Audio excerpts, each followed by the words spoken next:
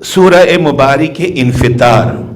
آنکھوں کے امراض کے لیے ایک اکسیر کی حیثیت رکھتی ہے. جس طرح سے سورہ مبارک فصلات، جسے سورہ مبارک حامیم سجدہ بھی کہتے ہیں، 41 نمبر کا سورہ ہے، اس کے لیے بھی قرآن مجید کی تفاسیر میں یہ لکھا کہ اگر خدا نہ کرے کوئی آنکھوں کی بیماری بھی، کسی بھی قسم کی آنکھوں کی بیماری میں مبتلا ہو، چاہے وہ بینائی کی کمزوری ہو، ویژن کا کم ہو جانا ہو، یا کوئی پیتھولوجیکل کنڈیشن ہو،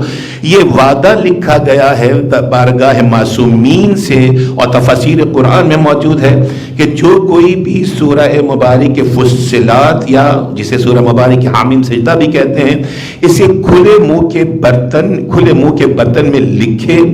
اور اس برتن کو بارش ہونے سے پہلے زیر آسمان رکھ دے.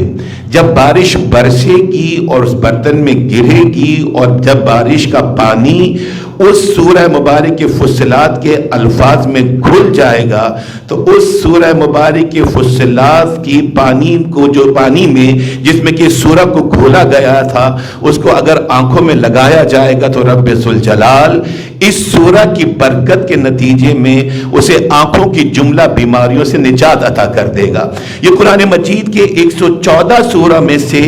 ایک سورہ کی فضیلت ہے کہ اس سورہ کو اگر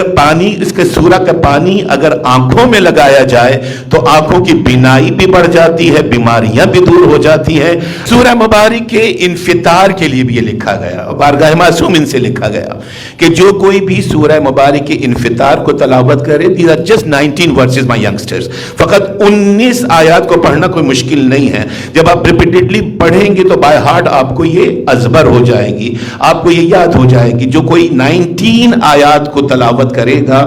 اور ان کو ہاتھوں پر دم کر کے یا اس طرح سے بلو کرے کہ وہ بلو اس کی آنکھوں تک پہنچے، اس کی پھونک جب آپ نے پڑھ لیا، اس کی پھونک اگر آپ آنکھوں پہ ڈالیں گے تو رب ذوالجلال اس کے نتیجے کے طور پر آنکھوں کی جملہ امراض سے، تکالیف سے، آشوب چشم سے، یا آنکھوں کی بینائی اگر کم ہو رہی ہو تو رب ذوالجلال اس ایک سورہ کی برکت سے آنکھوں کو بینائی عطا کرے گا، روشنی عطا کرے گا،